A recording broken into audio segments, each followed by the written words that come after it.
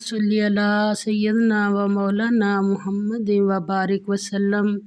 تمام سننے والوں کو السلام علیکم۔ سورۃ المائدہ آیت نمبر 12 سے لے کر 19 تک۔ یہاں سے بیان کا رخ پھر اہل کتاب کی طرف ہوتا ہے، کیوں؟ تاکہ مسلمان ان کے تاریخی حالات سے عبرت حاصل کریں۔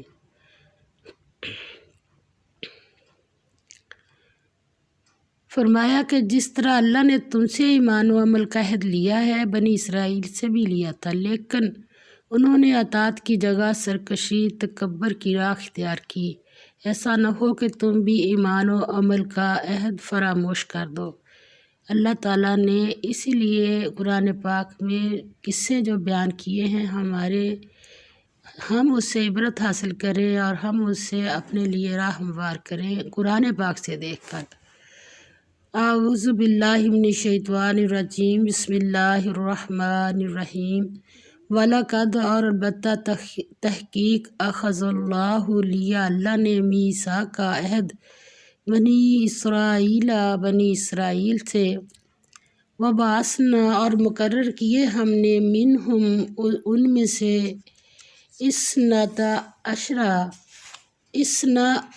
عشرہ 12 نقیباً سردار، وقال اور کہا اللہ نے انی بے شک میں معکم تمہارے ساتھ ہوں۔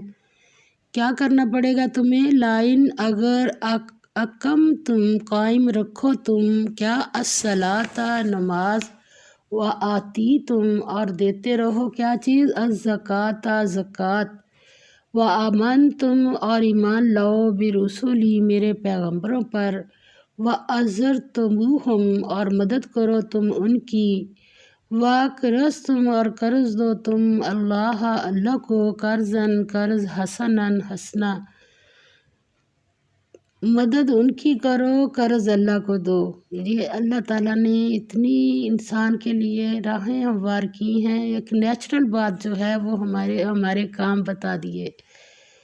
پھر اس کے بدلے اللہ تعالیٰ فرماتے ہیں میں کیا کروں گا، لا اکفرن میں ضرور مٹا دوں گا، عنکم تم سے، سیئاتکم گناہ تمہارے، یعنی اتنے ٹاپ کے کام کرنے والوں کے بھی گناہ ہوتے ہیں، ان سے بھی ہو جاتے ہیں، سب سے پہلے تمہارے گناہ مٹا دوں گا۔ اور کیا کروں گا، ولا ادخلنکم اور ضرور داخل کروں گا تمہیں، کہاں؟ جنات بہشتوں میں۔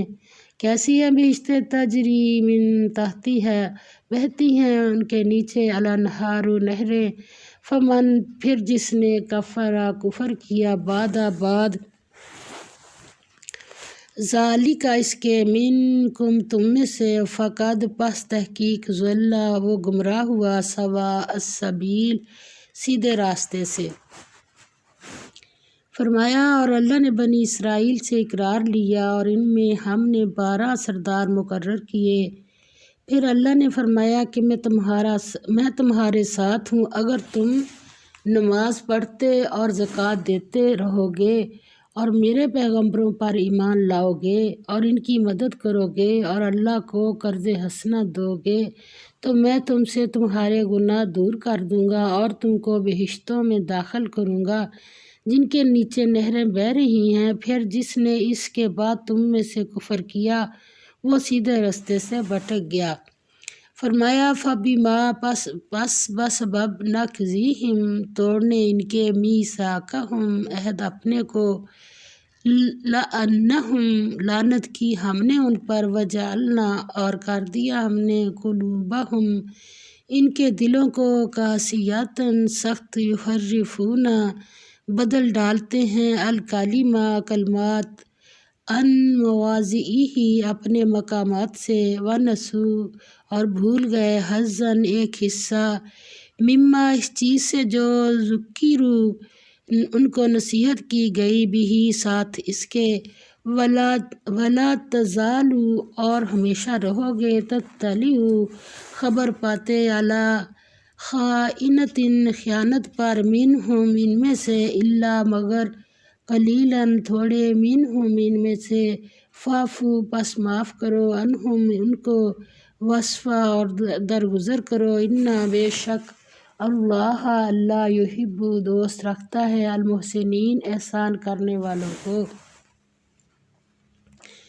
فرمایا تو ان لوگوں کے عہد توڑ دینے کے سبب ہم نے ان پر لعنت کی اور ان کے دلوں کو سخت کر دیا۔ یہ لوگ کلمات کتاب کو اپنے مقامات سے بدل دیتے ہیں اور جن باتوں کی ان کو نصیحت کی گئی تھی ان کا بھی ایک حصہ فراموش کر بیٹھے، اور تھوڑے آدمیوں کے سوا ہمیشہ تم ان کی ایک نہ ایک خیانت کی خبر پاتے رہتے ہو، تو ان کی خطائیں معاف کر دو اور ان سے درگزر کرو کہ اللہ احسان کرنے والوں کو دوست رکھتا ہے۔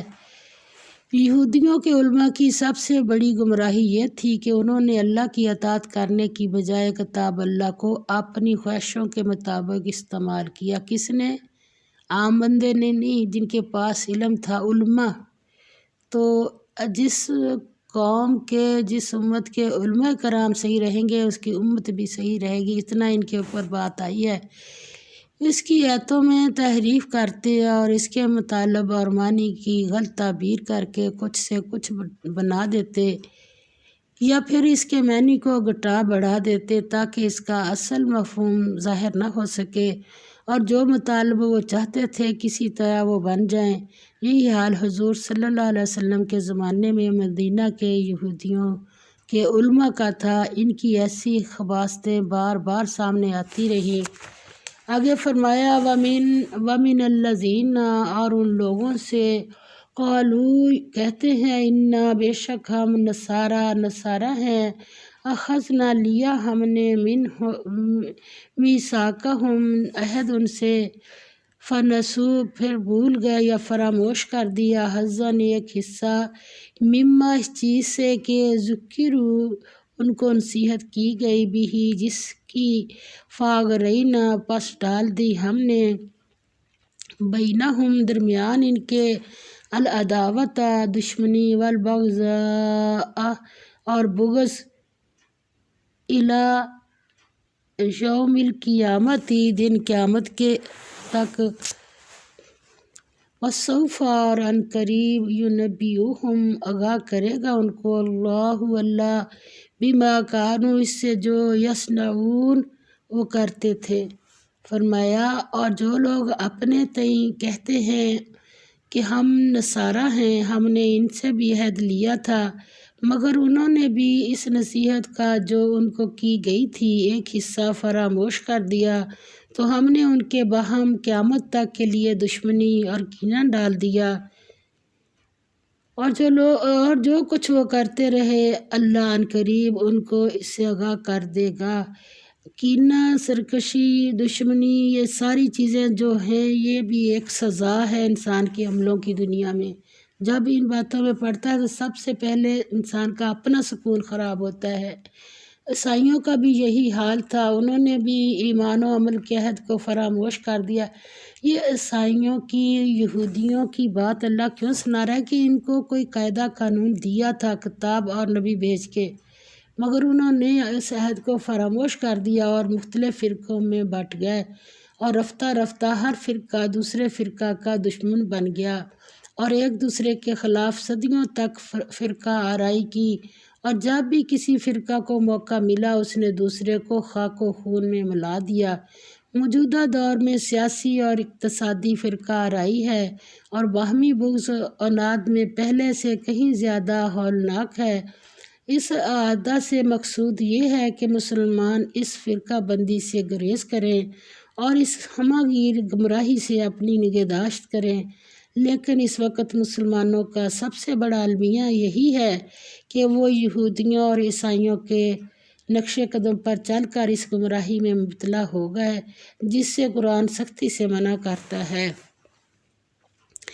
آگے فرمایا یا اہل الکتاب اے اہل کتاب، قد تحقیق جاءکم آ گئے ہیں تمہارے پاس رسولنا پیغمبر ہمارے، یبین بیان کرتے ہیں، لکم تمہارے لیے، کثیراً بہت کچھ، مما اس چیز سے جو کن تم تھے تم تخفونا چھپاتے منل کتابی کتاب سے و یعفو اور درگزر کرتے ہیں ان کثیرن بہت سے قد تحقیق جاءکم آ گیا تمہارے پاس من اللہ کی طرف سے نور و کتاب اور کتاب مبین روشن یہدی ہدایت کرتا ہے یا دکھاتا ہے بھی ساتھ اس کے اللہ من اس کو جو اتباع پیروی کرتا ہے رضوانہ اس کی رضامندی کی، کس کی؟ اللہ تعالیٰ کی، سبلا راستے السلامی سلامتی کے یا نجات کے، ویخرجہم اور نکالتا ہے ان کو من الظلماتی اندھیروں سے الی نور روشنی کی طرف باذنہ ہی ساتھ حکم اپنے کے، ویہدیہم اور ہدایت کرتا ہے ان کو الی طرف صراط راہ مستقیم سیدھی کی۔ فرمایا اے اہل کتاب تمہارے پاس ہمارے پیغمبر آخر الزمان نبی پاک صلی اللہ علیہ وسلم آ گئے ہیں کہ جو کچھ تم کتاب الہی میں سے چھپاتے تھے وہ اس میں سے بہت کچھ تمہیں کھول کھول کر بتا دیتے ہیں اور تمہارے بہت سے قصور معاف کر دیتے ہیں۔ بے شک تمہارے پاس اللہ کی طرف سے نور اور روشن کتاب آ چکی ہے، یعنی دونوں چیزیں کیا ہیں؟ قرآن پاک، مراد اس سے ہے قرآن پاک، جس سے اللہ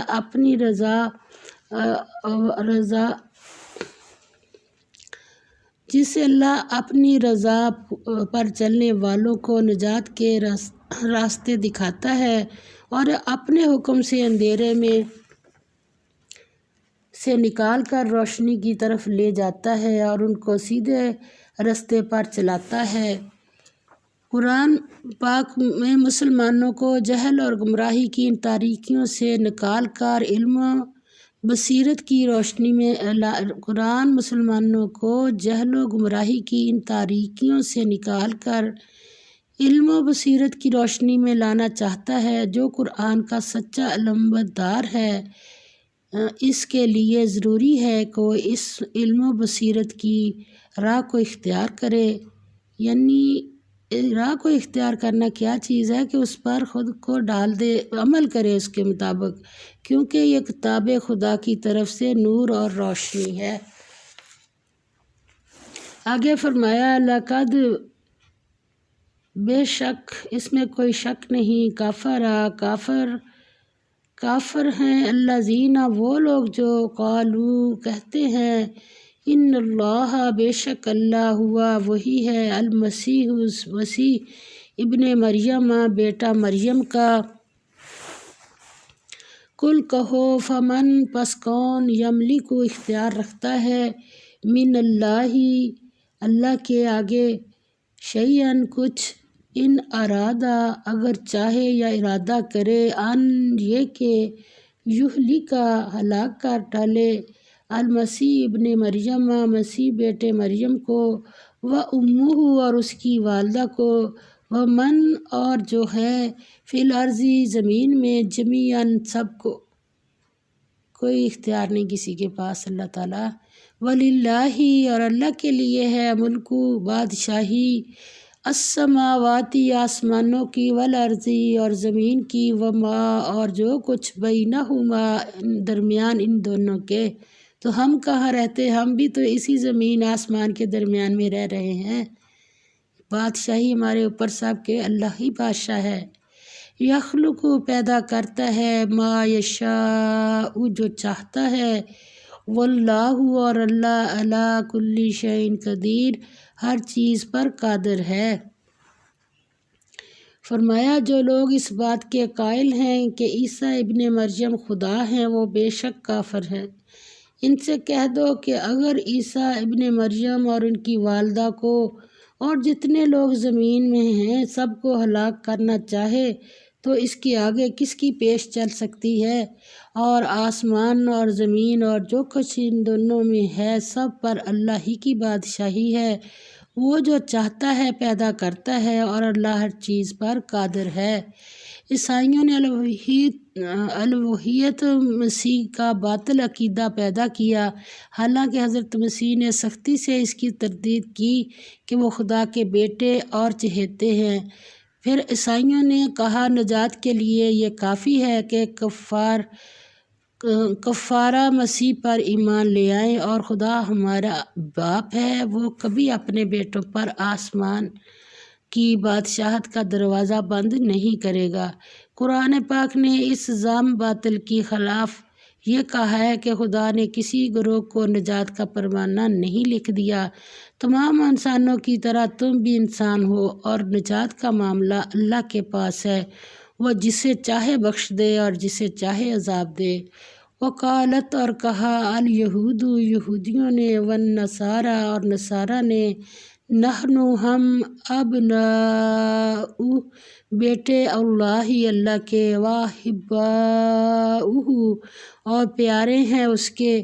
قل کہہ دو فلما پس کیوں، یعذبکم وہ عذاب دیتا رہا تم کو، بذنوبکم تمہاری بدعمالیوں کے سبب، بلکہ تم بشر انسان ہو، ممن اس میں سے جو خلق کا اس نے پیدا کیا، یغفر بخش دیتا ہے، لمن یشاء جس کو چاہتا ہے، ویعذب اور عذاب دیتا ہے، من یشاء جس کو چاہتا ہے، کہ وللہ اور اللہ کے لیے ہے، ملک بادشاہی، السماواتی آسمانوں کی، والارضی اور زمین کی، وما اور جو کچھ بینہما درمیان ان دو کے ہے، وإلیہ اور طرف اسی کی، المصیر لوٹ کر جانا ہے۔